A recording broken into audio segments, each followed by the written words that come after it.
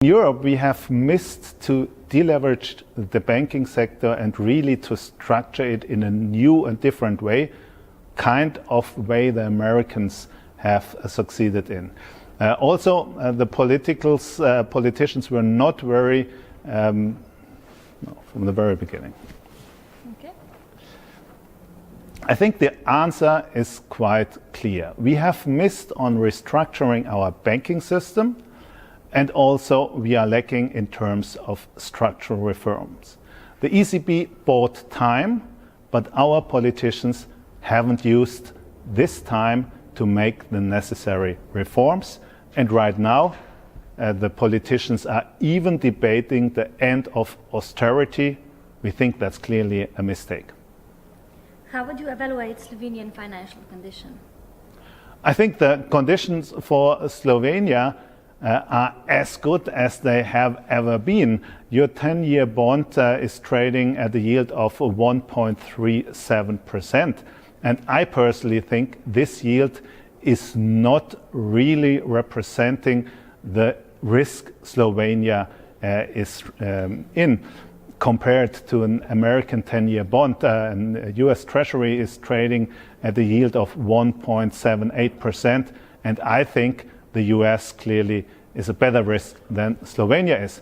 However, this extremely comfortable cost structure of interest for your government is an opportunity to change your country into one of the leading countries in ease of doing business. If I would be responsible for your country, I would use these extremely supportive financial structures to do that. And what are the main global challenges for the future? I think there are a lot of global challenges. First of all, we have to skip the idea that there is in history or in the future a time where there are no global challenges. We as investment managers have learned to live with global challenges, and we can't pick the beauty of the world and behave as if there wouldn't be a risk at all. The global challenges we see right now is China. If there is a frictionary structure, the Chinese government, the idea of deleveraging the system could be causing a risk. It is the competitive devaluation, which was started by the Japanese government. The Eurozone is in the midst of it.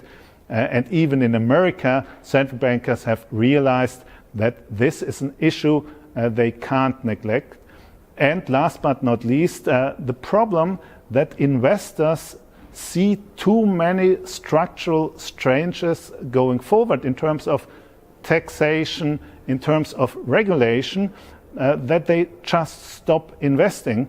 And that's, of course, not a good message for global growth rates.